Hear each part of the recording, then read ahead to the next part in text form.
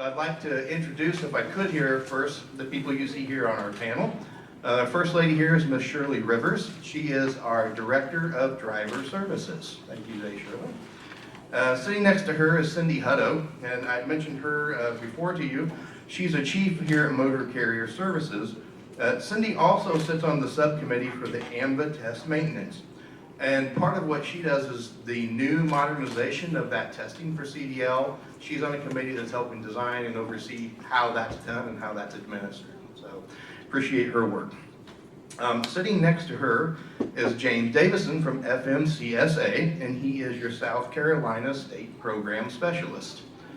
And next to him is Carlene Glover, and she is also with FMCSA. She is the Federal Program Specialist. And let's see, who we got next to her? Oh, I know that lady there. That's my boss. This is Miss Bridget Bruce. She is the Deputy Director of Motor Carrier Services.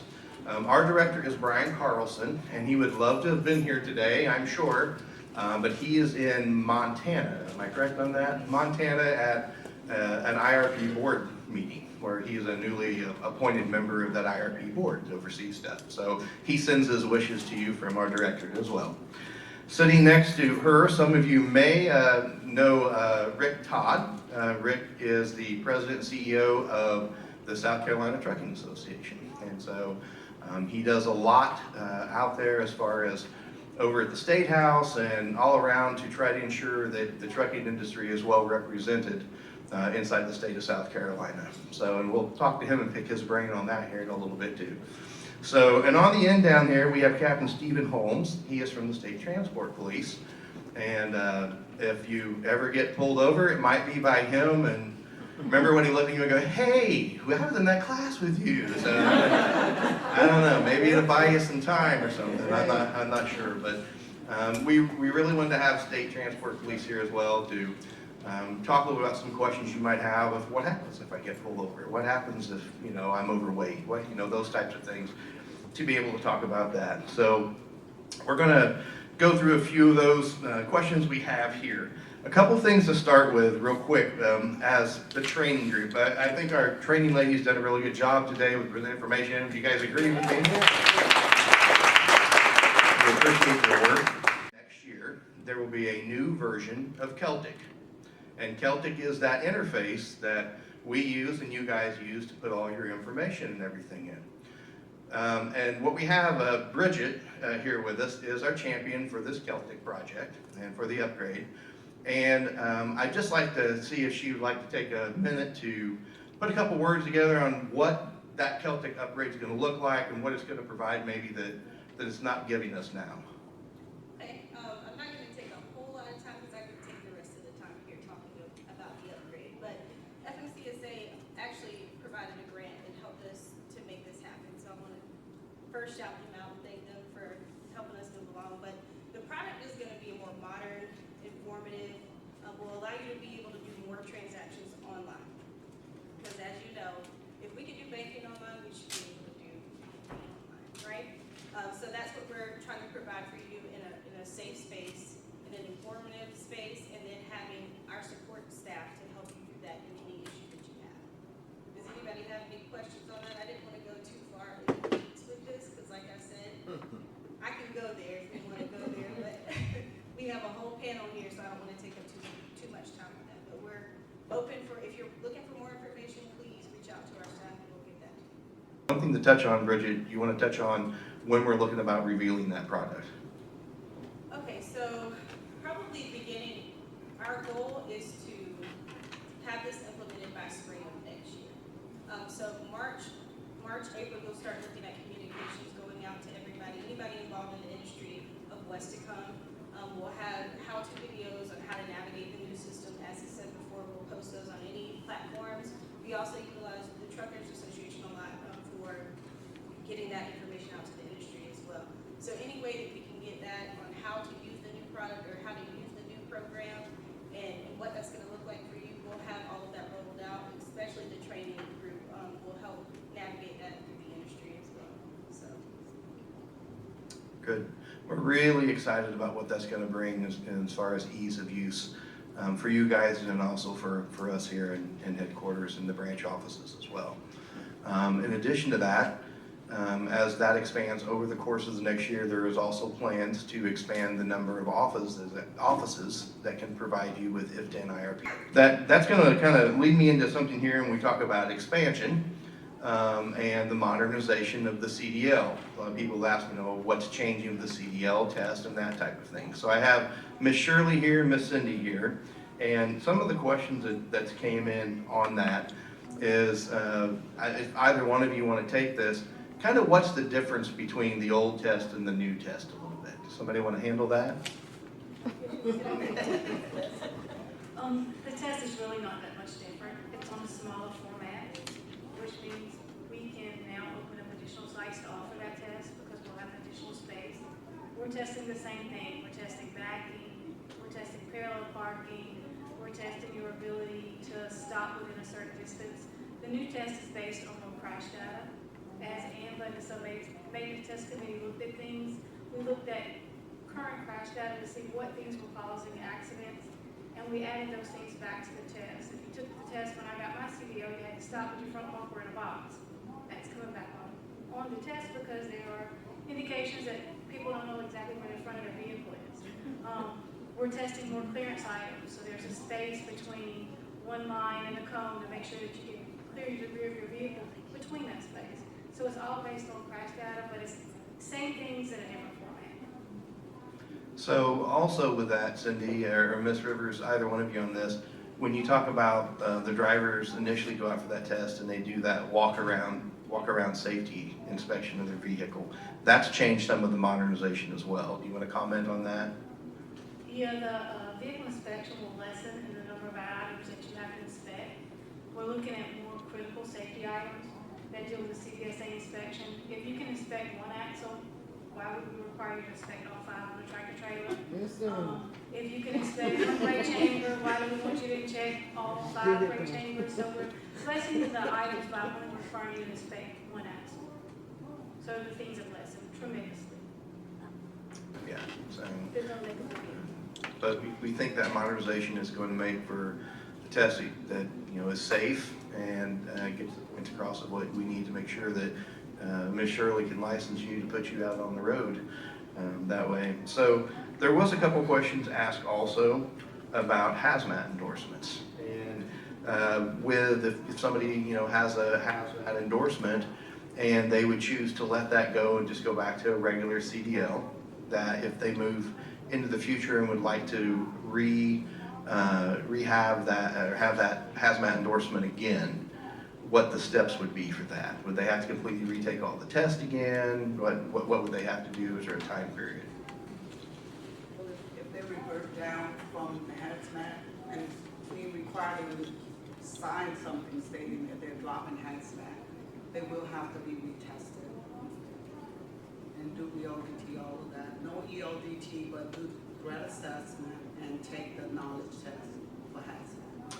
And is there any grace period? Like I decided and 60 days later I decided, oh, I didn't want to do that. It's pretty much me. If you give it up, you got to start over. That's correct. You have to start it over. That's why it's so important that the TLS is having to sign that form that they're dropping hazmat, so we can have documentation that you really did want to drop the hazmat. Okay. And remember those hazmat CDLs are good every 5-year renewals on those, That is correct? correct. Good. So keep up to date on that. We had another question here about switching, if somebody had done their test in a manual transmission vehicle and then had changed to an automatic transmission vehicle, what they might have to do to change that restriction or information on their license. You want to speak to that? I'm going to ask the question. Are you talking about an initial process of getting the license, or once the license has already been issued? I'm not sure where the question came from, but I believe it's after it's been issued. So, the reason it's come up is we're using an automatic truck to take these tests. We have a few manual trucks in the fleet, so if we wanted to retest some guys, send them back in so they can run those manual trucks and get that restriction off, would they have to go back through the class, or could they just go retest in the manual truck? As long as they're not changing classes, going from a B to a A. Right, as long as it stays in They that. would be required to take the complete test test, there are some allowances for certain portions, so, the vehicle inspection wouldn't be required, but we would require you to do basic skills in the all-in portion. Okay. Perfect. But you would need to get a learner's permit issued without that automatic transmission restriction on it in order to come in and take the test. To get that time frame of practicing. Perfect. Thank you so much. And is the restriction still there that you have to have at least 14 days after you get that learner's permit before you can come in and take the test? Is that still correct? It depends on if you're upgrading, and Okay. that would be considered an upgrade. Okay. For additional 14 days. Okay, If it's not an upgrade, the 14-day period is not required. okay. Yeah, everyone's getting the A, they're just, the thought came up that we're now limited to people who could drive that manual truck, Mhm. couple that we have Right. in place, so. Good, good. Glad we could answer that question for you. I'm going to shift gears here to our friends from the feds. and also down here with our state transport police. We've had some good topics that have come into us and some questions about traffic stops and DOT inspections. Talking about, the pre-trip, the post-trip, the en route, a periodic inspection, a roadside inspection. So I'm going to turn my attention first to Captain Holmes down here. And let's talk about a roadside, or if you pull somebody over, the question is kind of like, what documentation would they be looking for? Can they pull me over for just random? Does there have to be cause? That type of stuff. So if you wouldn't mind. Okay, well, can everybody hear me without the microphone? Do I need to speak into the recording? It is being recorded. Make sure that mic switch is on. There you go. So first and foremost, before I get started answering the question, thank you to DMV for the invite, but thanks to all of you for being here, right? I'm teaching a class right now in the hall today, all week, to some new officers, and it's our driver portion. And so what we kick off the class by saying is without the trucking industry, does anything happen in this state? No. The answer is no, right? So from us at STP, we have a sincere appreciation for what each and every one of you does for our state, for our country. Because if it doesn't come on a truck, it doesn't come, okay? So thank you for what you do. Thank you for continuing to support growth in our state. We want to continue to see it to grow. We've got one of the largest growing economies, and for a long time, I think we were kind of just surrounded by Georgia, Florida, North Carolina, but we're here, right? We're here, we're South Carolina strong, so thank you for what you do. In terms of what, kind of what your drivers need to be prepared for in a roadside inspection, it's a lot like being stopped in your car, right? Hopefully you didn't get stopped on the way here, but at the end of the day, if a trooper or an STP officer were to stop one of your drivers, specifically an STP officer, they're going to look for license or CDL, depending on what type of vehicles you're operating. They're going to look for a registration or a cab card. I believe you mentioned annual inspection or federal annual, as some people might call it, right? They're good for a year, 1 year validity. Anybody who's new, if you've gone through a safety audit, that's one of the things you've got to have. That's one of the quickest ways to fail a safety audit is to not have a federal annual or an annual inspection done. Other than that, really, a lot of it's just about communication. Tell your drivers, hey, remain calm as best you can. At the end of the day, our folks are just like y'all. They want to come to work. They want to work hard. They want to do the right thing and go home. So really, it's just communication. It is the big thing. We stress to our folks, ask clear questions, right? Put people at ease. Build a rapport with the person that you're dealing with. Because at the end of the day, again, without you guys, we don't function in this state and in this country. So, those are the main things I would say. Just make sure the documents are there. If you've got somebody in safety, go in and continue to do your preliminary maintenance. Maybe do some unannounced inspections of your trucks, right? Pop in and see that if you got a driver slip seating that somebody maybe had taken the book or the bag of documents and lost it or moved it somewhere. So, kind of spot check yourself and police your drivers depending on how large your fleet is.